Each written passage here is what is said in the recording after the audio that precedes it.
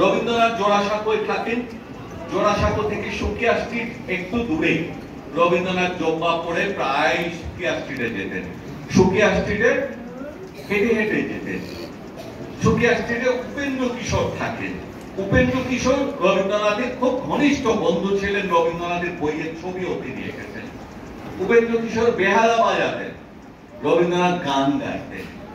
একদিন ওই রকম গানের আসর শেষ হওয়ার পর রবীন্দ্রনাথ জোড়াসাঁকোর দিকে ফিরে যাবেন বলে নেমেছেন।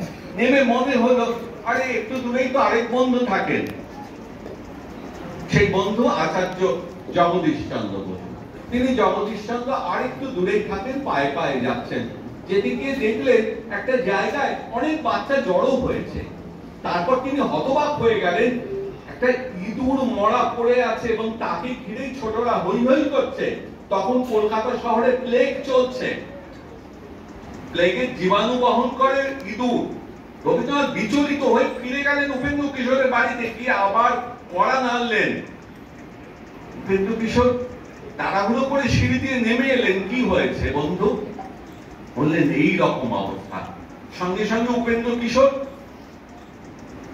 এসে রবীন্দ্রনাথকে সঙ্গে নিয়ে এবং তার বাড়ির ভৃত্যকে সঙ্গে নিল, কিছুটা কেরোসিন তেল নিল, একটা লাঠি নিল, নিয়ে ওই ইঁদুরটাকে পুড়িয়ে কেরোসিন তেল দিয়ে ঢেলে পুড়িয়ে বাচ্চাগুলোকে সরিয়ে দেওয়া হলো আগে।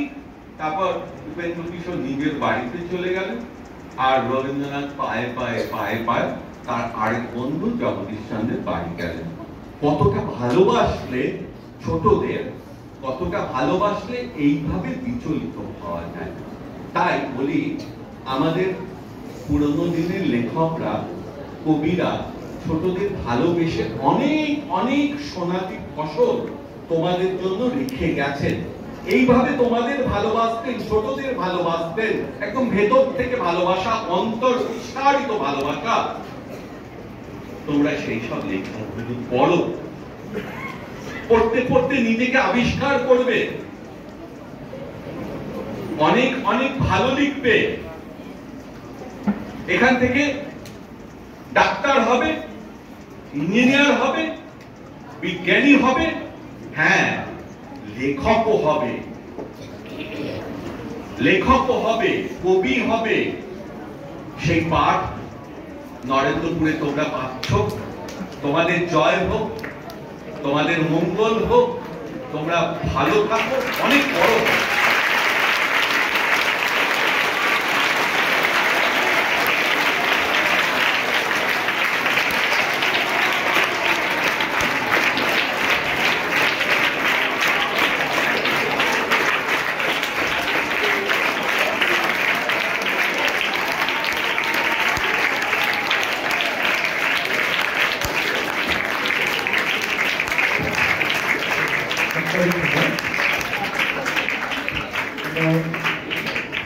বেশ কিছু সময় ধরে আজকে শিশু সাহিত্য সম্মেলন, বিশেষ করে শিশু সাহিত্যের উপস্থিতিতে আমাদের এই সম্মেলন সমৃদ্ধ হল।